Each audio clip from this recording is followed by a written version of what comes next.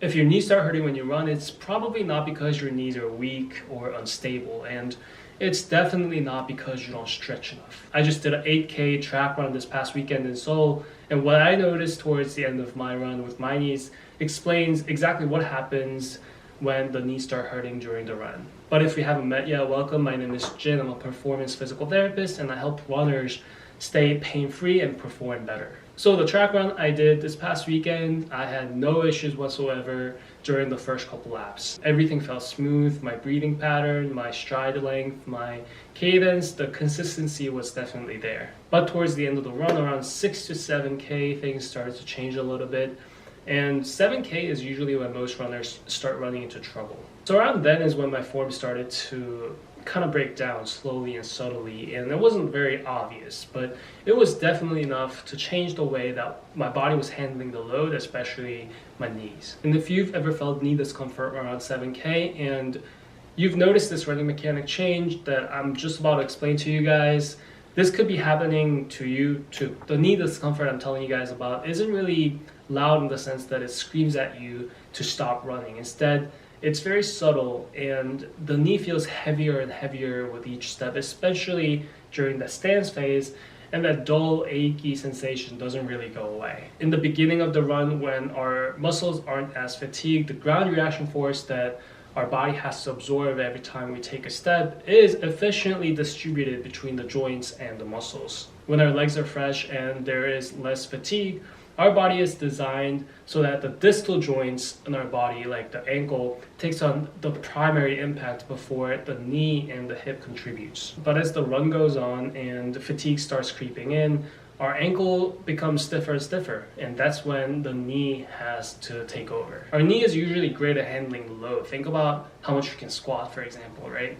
But that's only when the system around it supports and stabilizes the knee well. And when our quads and our glutes are fatigued, the loading on the knee may increase beyond what it can tolerate. So with fatigue, the first thing I noticed was I wasn't pushing off as efficiently as I was in the beginning. So of course my knees were bending more and more with each step, and my stride was feeling heavier and heavier, and my cadence also dropped. What this results in is longer strides and bigger impact on your knees because you're having to come down harder and harder because of that decreased cadence and increased stride length. So at that point, I was relying more and more on my knees to take on all the loading. And it's not that running is bad for you, it's the fatigue from running changes the way that the load is handled by the knees. Now let's talk about the two most common mistakes that I see runners make when their knees start hurting.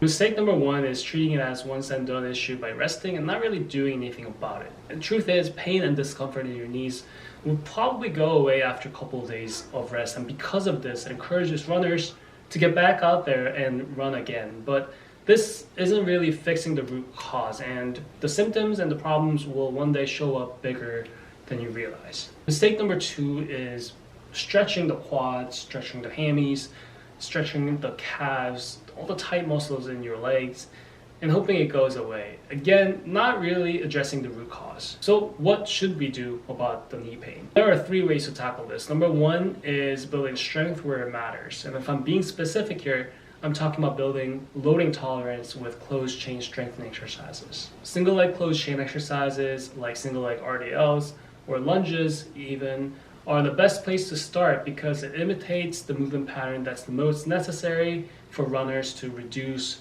the risk of injury. And this will strengthen the muscles so we don't have to rely on the joints as much. Number two is improving your running mechanics and not letting it fail you under fatigue. Easier said than done, I know, but train your body with resistance exercises so that your body knows exactly what to do when it's fatigued. Design your resistance exercise program so that your legs are used to working under fatigue. Higher reps and longer duration resistance exercises can definitely help with this. And number three is managing your training load. If your body's not equipped to take on that much loading and that much mileage, doing too much too soon can actually be very damaging. Slowly build up your endurance and stick to a program rather than deciding how much you're gonna run based on how you're feeling that day. So that feeling in my right knee towards the end of my run, that wasn't random. That was my body telling me that's how it's adapting to fatigue. And I'm telling you guys, that we can change the way that our body adapts to fatigue by designing a program, designing exercises a certain way. And if you didn't know that before, now you guys know. And if you're having some pain with running and you're not really sure what's going on, I actually do free running assessments based on your form. The link is in the description down below. I tell you what to fix, what to look out for, and how to get back to running without pain. So definitely check that out. And if you want more content like this, breaking down running mechanics, talking about running injuries, be sure to subscribe please and like this video. I appreciate it, and I will see you guys in the next one.